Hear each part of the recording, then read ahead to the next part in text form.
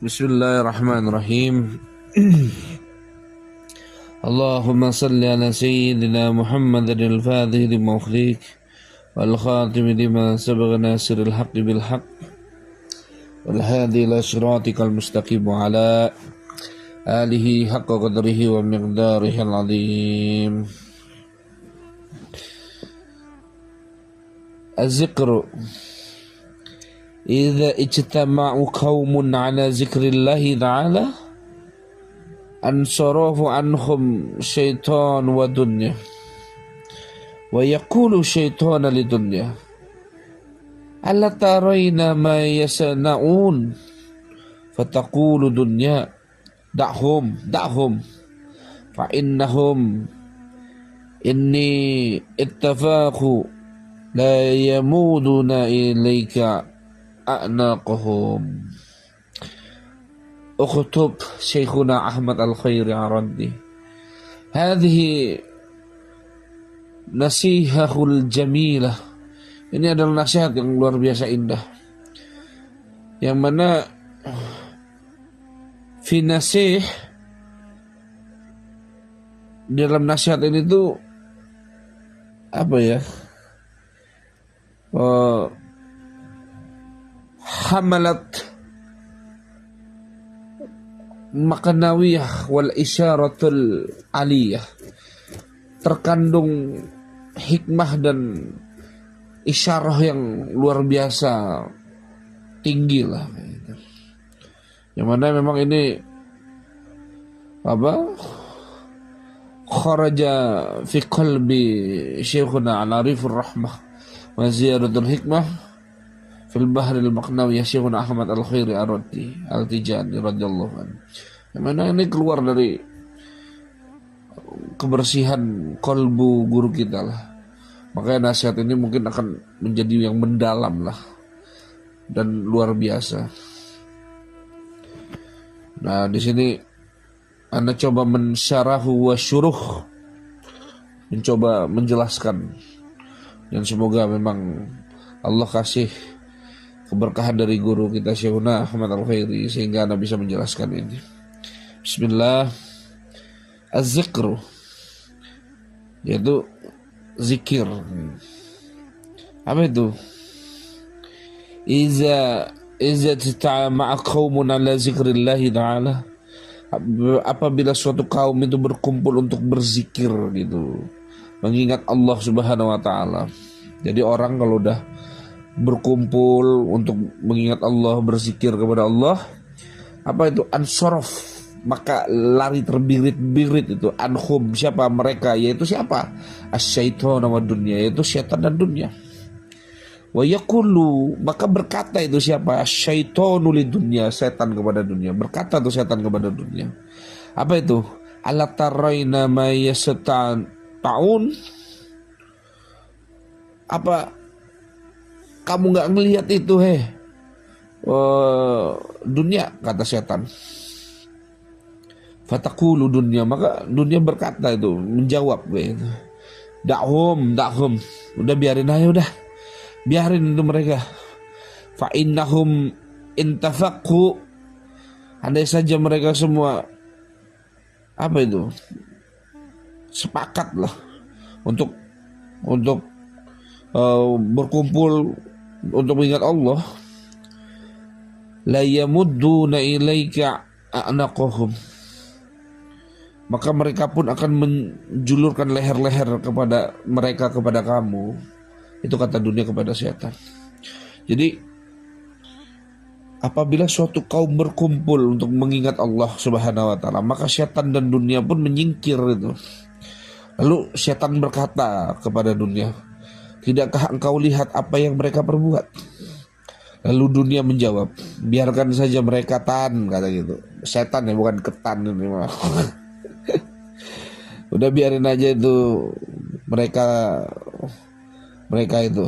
Sungguh jika mereka sepakat, maka mereka pun akan menjulurkan leher-leher mereka kepadamu, setan.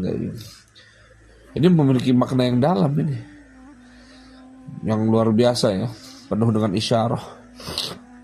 Ini yang nasihat ini keluar dari kolbu guru kita sebagai bekal buat kita memahami luar biasanya zikir. Maka setelah sebelumnya saya menjelaskan tentang zikir juga, maka kita akan makin memahami dengan nasihat yang selanjutnya ini dari guru kita, yaitu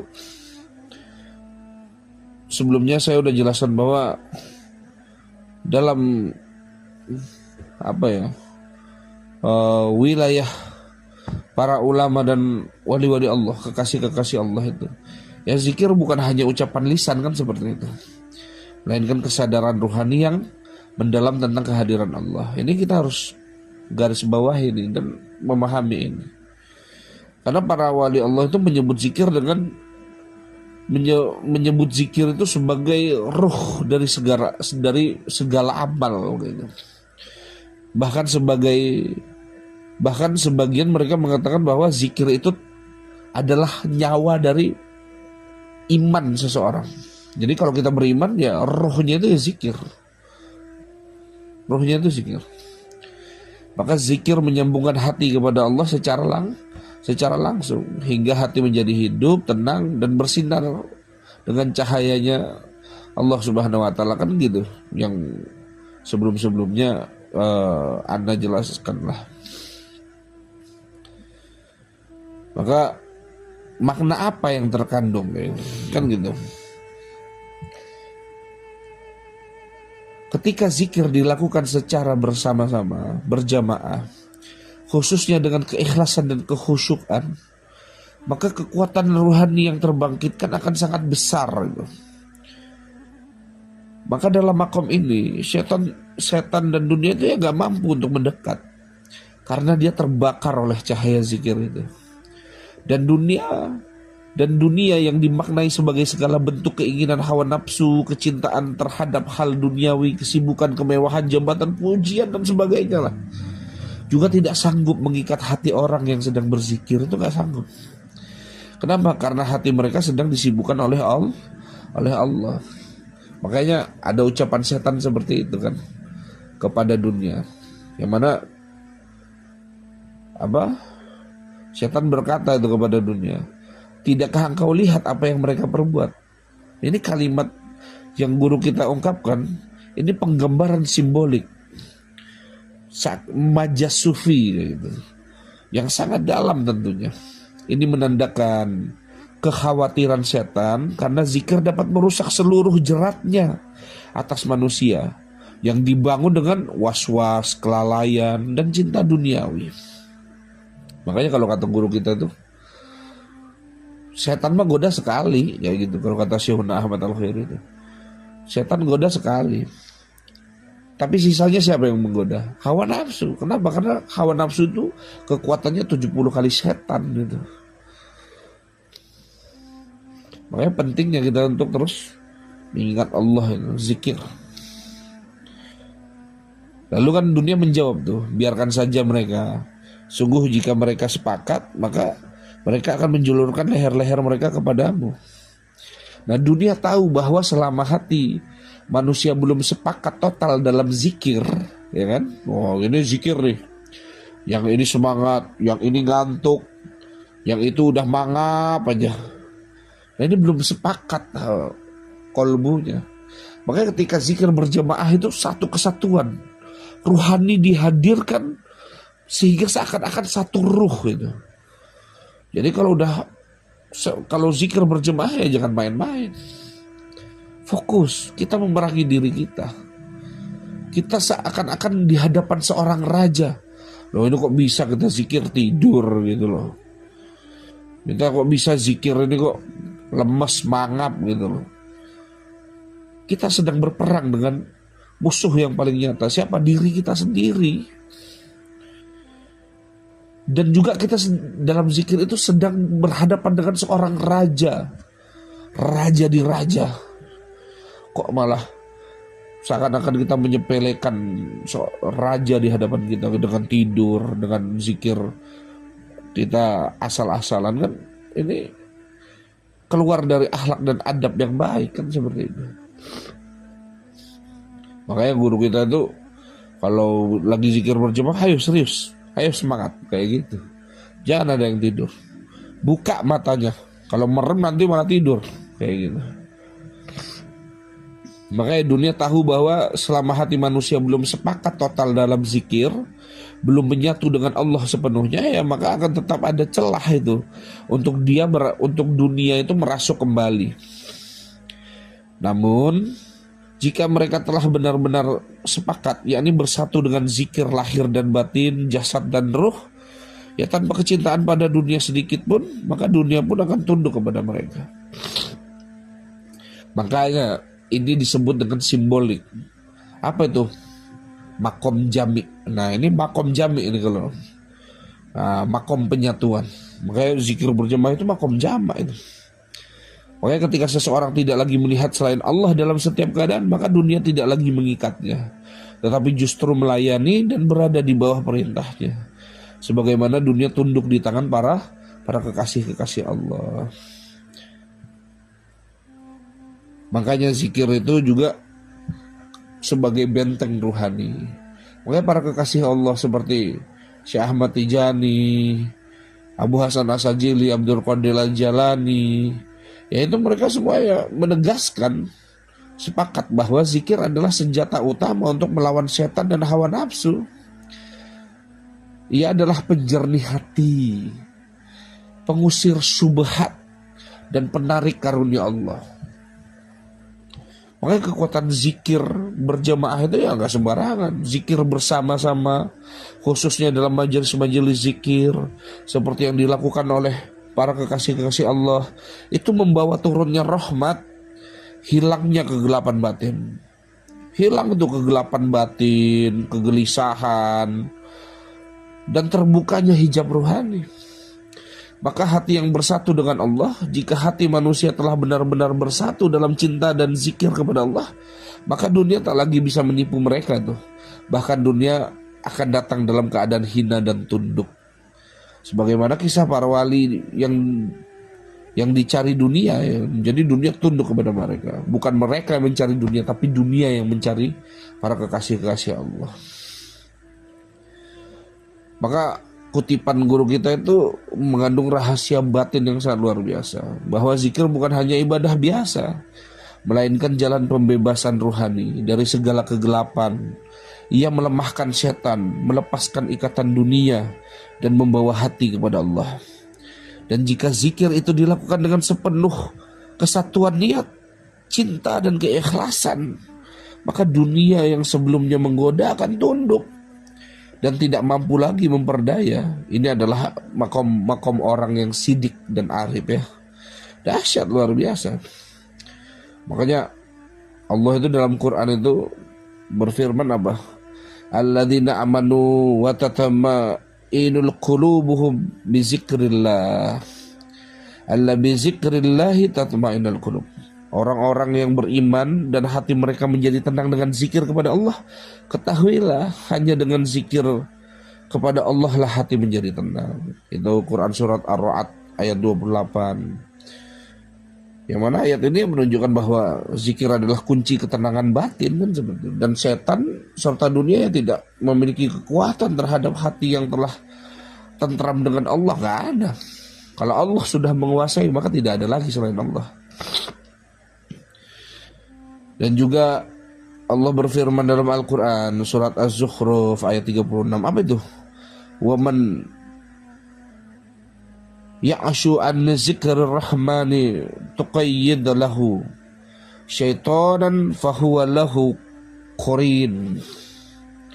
Apa itu? Barang siapa berpaling dari zikir kepada Allah yang Rahman, maka kami jadikan baginya setan yang menyesatkan. Maka setan itulah temannya yang apa? Qarinun. Apa itu? Yang setia, yang selalu mengikutinya kemana-mana. Maka siapa yang lalai dari zikir akan ditemani setan. Sebaliknya zikir menjauhkan setan, sebagaimana disebut dalam penjelasan sebelumnya. Nah kita ini kan jiwa kita ini, jiwa manusia itu dicuri. Kalau engkau jiwa itu jiwa manusia itu dicuri loh. Kalau yang nggak dicuri oleh Allah ya engkau mengizinkan selain Allah mencuri jiwamu. Nah ini bahaya karena jiwa manusia itu labil kalau dia belum kokoh dalam batin dan agama itu. Makanya kalau Nabi SAW bersabda itu dalam hadis Muslim, apa itu? Kalau Rasulullah SAW, majtama kaum bizikrillah ila hafatuhum malaikah wa ghasyayatuhum rahmah wa nazalat alaihim sakinah wa zikruhumullahu fayamannu indah. Apa itu? Tidaklah suatu kaum berkumpul untuk berzikir kepada Allah ya kecuali mereka berkeliling, dikelilingilah oleh para malaikat, diliputi oleh rahmat, diturunkan kepada mereka ketenangan, dan Allah menyebut-nyebut mereka di hadapan makhluk-makhluk Allah yang mulia yang ada di sisinya Allah.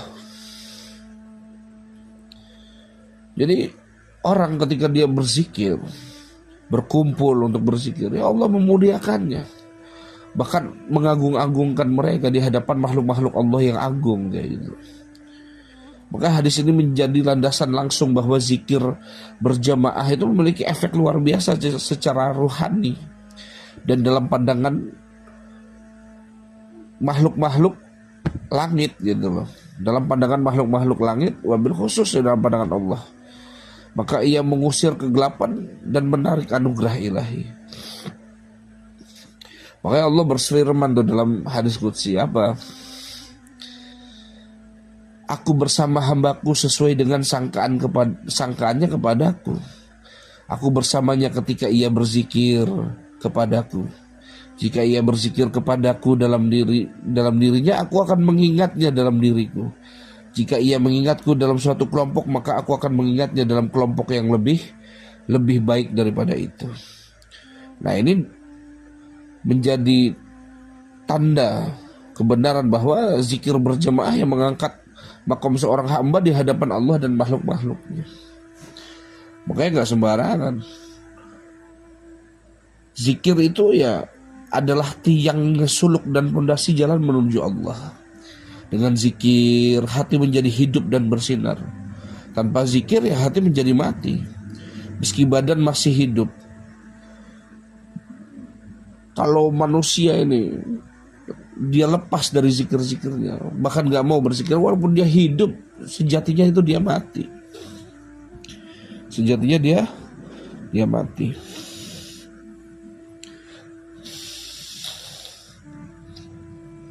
Maka dahsyat ya, ungkapan guru kita itu luar biasa dahsyat. Maka orang ketika dia mendawamkan zikir dan terus-menerus bersuhbah dengan gurunya, ditempa, dididik dengan baik, maka dia akan dicabut dari kegelisahan makhluk, kesedihan makhluk. Makanya ada kalimat kan tadi dari dunia itu apa? Biarkan saja mereka. Sungguh jika mereka sepakat. Kayak gitu. Ini menunjukkan bahwa kalau benar-benar hati orang-orang itu bersatu dalam zikir berjamaah, lalu apa kata dunia? Maka mereka pun akan menjulurkan leher-leher mereka kepadamu. Kalimat ini, kalimat guru kita ini menunjukkan bahwa makom-makom mereka ini sangat tinggi. Kalau dunia dan setan tidak cepat-cepat lari, maka mereka akan binasa. Jadi maka mereka pun akan menjulurkan leher-leher mereka kepadamu. Jadi lebih serem, menyeramkan sekali bagi setan dan dunia ketika orang-orang itu zikir berjamaah dengan menyatukan hati mereka dengan keseriusan di dalam kolbunya untuk fokus kepada Allah Subhanahu wa ta'ala. Jadi gak sembarangan zikir berjamaah itu. Ya makanya luar biasa penting ya. Makanya kita ngaji begini ya untuk menyadarkan diri kita masing-masing gitu. Kita yang tahu personal diri kita masing-masing. Kita ini orang yang malas zikir atau tidak. Oke, penting kita punya majelis ya untuk dapat nih bimbingan yang seperti ini. Makanya orang yang beruntung kata Syekh ya orang yang Allah giring kepada majelis ilmu dan majelis zikir sehingga terbimbing ruhaninya. Makanya ada ungkapan itu dari Ibnu Athaillah itu. Dulu waktu itu Anda pernah mendengar dari guru kita Syekh Ahmad Al-Khairi apa? Jangan kau tinggalkan zikir karena tak merasakan hadirnya hati saat berzikir, sebab kelalaianmu terhadap zikir itu lebih berbahaya daripada kelalaianmu saat berzikir. Nih aneh ulangi lagi. Jangan kau tinggalkan zikir karena tak merasakan hadirnya hati saat berzikir, sebab kelalaianmu terhadap zikir itu lebih berbahaya daripada kelalaianmu saat berzikir. Jangan tinggalin zikir, udah zikir aja. Mau kamu masih fokus atau belum, zikir aja udah. Kenapa? Karena kelalaianmu terhadap zikir itu lebih berbahaya daripada kelalaianmu saat berzikir. Jadi kalau kamu zikir masih mikirin, aduh ini utang masih belum dibayar, nggak apa-apa, zikir aja udah. Tapi kalau kamu meninggalkan zikir hanya gara-gara masalah duniawi, kegelisahan duniawi, atau musibah yang terus kamu tinggalin zikir, ini lebih bahaya itu. Gak apa-apa, yang penting zikir aja. Kamu mau diajak temanmu, ya seperti Anda ceritakan kemarin, kamu mau diajak temanmu, tapi kamu tahu waktumu untuk zikir, ya udah zikir aja dulu. Zikir lebih utama untukmu, seperti itu. Jadi jangan sampai kamu meninggalkan zikir, ini lebih bahaya. Kalau kamu lagi berzikir terus lalai, itu masih bisa dimaklumi. Tapi kalau kamu sudah meninggalkan zikir, itu udah bahaya. Wa iyyazubillah. Makanya kesadaran dalam zikir akan tumbuh jika seseorang terus istiqomah. Maka berkumpul dengan ahli zikir yang membantu menguatkan kesadaran itu dan menundukkan dunia dari hatinya. Maka orang-orang yang berzikir ya adalah orang yang mana mereka yang disingkap tabir dunia dari hatinya. Makanya orang yang semakin kuat dalam zikirnya ya dunia semakin tunduk untuknya. Maknanya apa? Tidak ada kegelisahan, tidak ada lagi dunia di dalam dirinya. Bukan berarti meninggalkan dunia ya, jangan salah paham kayak gitu loh. Makanya dunia tidak lagi menggoda karena hatinya telah sibuk dengan sang pencipta dunia itu sendiri. Inilah yang disebut dalam kutipan, jika mereka sepakat dalam zikir, mereka akan menjulurkan leher kepada dunia dan setan. Artinya apa? Ya akan tunduk lah. Nah, ini menunjukkan makom orang-orang yang zikir berjamaah itu sangat luar biasa tinggi ya. Makanya zikir itu adalah puncak ibadah kolbu dalam perjalanan diri hamba dalam penghambaan kita kepada Allah ya, dalam perjalanan di dunia ini, kehidupan di dunia ini. Makanya majelis zikir adalah tempat di mana terkurasnya, terbuangnya, terhinanya kekuatan setan dan kefanaan dunia. Maka hati yang hidup dengan zikir itu tidak bisa ditundukkan oleh dunia. Bahkan dunia akan menjadi pelayan bagi para ahli-ahli zikir. Kenapa? Karena mereka menjadi pandangan seakan-akan mereka itu adalah kekasih Allah gitu. Ya memang benar-benar kekasih Allah kayak gitu. Tapi kan kita sadar diri kita bukan kekasih Allah. Maka kita duduk sama guru kita satukan hati kita dalam berzikir berjamaah. Nah, Allah sebab memandang guru kita, ya kita dipandang Allah. Sebab guru kita mendapatkan pandangan yang khusus, ya kita pun dipandang yang khusus. Makanya kalau kata Syekhuna itu yang mana dari ungkapan Syekh Salahuddin, untuk menjadi seorang wali itu cukup ada namamu tertulis di hati seorang wali, cukup itu untuk mengangkat kamu jadi seorang wali. Nah caranya apa ya? Bersuhbah, ambil apa yang dia punya. Apa? Dia punya zikir, ya ikutin zikirnya. Ambil ilmunya, bersuhbah. Apa itu bersuhbah? Rajin bertemu, ngaji, sehingga kita terbimbing secara zahir dan batin. Kita ini, tubuh manusia itu seperti puzzle yang berantakan. Zahir batin manusia itu berantakan. Makanya hadirnya thariqah ya untuk merapikan zahir batin manusia ini. Kalau enggak ya udah, banyak sekali celah-celah setan dan dunia untuk mencelakakan manusia dalam perjalanan di jembatan dunia ini. Sehingga ketika dia kembali di hadirat Allah Subhanahu wa taala menjadi orang yang merugikan. Wa iyyazubillah, kita enggak mau Allah jadikan kita orang-orang yang merugi. Oleh sebab itu, hati yang hidup dengan zikir ya tidak bisa ditundukkan oleh dunia. Bahkan dunia akan menjadi pelayan bagi para kekasih-kekasih Allah yang hatinya hanya diisi oleh Allah. Maka para wali-wali Allah memelihara hati mereka ya dengan zikir, dan mengajarkan bahwa kemenangan terbesar bukan melawan manusia tapi melawan setan dan dunia, dan peperangan yang ketika melawan setan dan dunia yang paling besar adalah melawan setan dan dunia yang ada di dalam dirimu itu sendiri. Seperti itulah. Makanya semoga Allah merahmati zahir batin kita. Semoga kita diistiqomahkan sampai mati untuk terus berzikir kepada Allah, dan kita tidak tergolong menjadi orang-orang yang Allah lalaikan, sehingga kita tergolong menjadi orang-orang yang beruntung di dunia dan di akhirat. Semoga kita makin semangat untuk terus berzikir kepada Allah dengan keberkahan dari guru-guru kita, dan kemuliaan dari guru-guru kita sampai Rasulullah SAW. Semoga kita mendapat karunia inilah, dan mendapatkan kekokohan dalam keistiqomahan perjalanan kita dalam berzikir kepada Allah. Sekali lagi, nasihat ini sangat dalam ya. Yang mana kata guru kita itu apa? Apabila suatu kaum berkumpul untuk berzikir mengingat Allah Subhanahu wa taala, maka setan dan dunia pun menyingkir.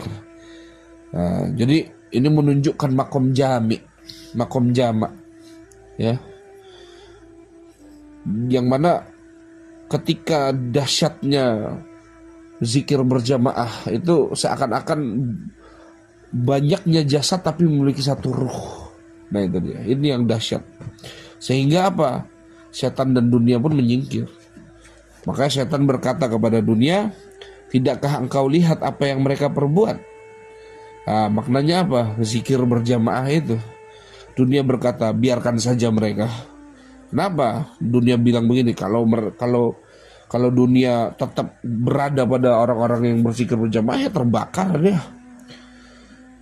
Biarkan saja mereka. Sungguh jika mereka sepakat, maka mereka pun akan menjulurkan leher-leher mereka kepadamu. Maknanya apa? Mereka akan memiliki makom-makom yang tinggi, dan itu sangat membahayakan bagi dunia dan setan. Sehingga ketika mereka memiliki derajat yang sangat tinggi, sedangkan mereka tidak cepat-cepat pergi dari diri hamba yang sedang berzikir berjamaah ini, niscaya mereka akan dilebur dan dihinakan oleh Allah Subhanahu wa taala. Oleh sebab itu, orang-orang yang terus istiqomah dalam zikir berjamaah, maka Allah akan tundukkan dunia, dan Allah akan menjauhkan diri mereka dari setan yang terkutuk. Semoga manfaat nasihat guru kita ini, dan insya Allah kita akan lanjut lain kali. Ada waktu, ada jodoh.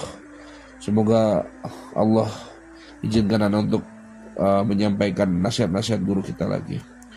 Wallahu a'lam bishawab. Allahumma salli ala sayyidina Muhammadin al-Fatih lima ukhliq wal khatimi lima sabaqa nasiril haqqi bil haqq wal hadi ila siratikal mustaqim wa ala alihi haqqa qadrihi wa miqdarihi ladhim.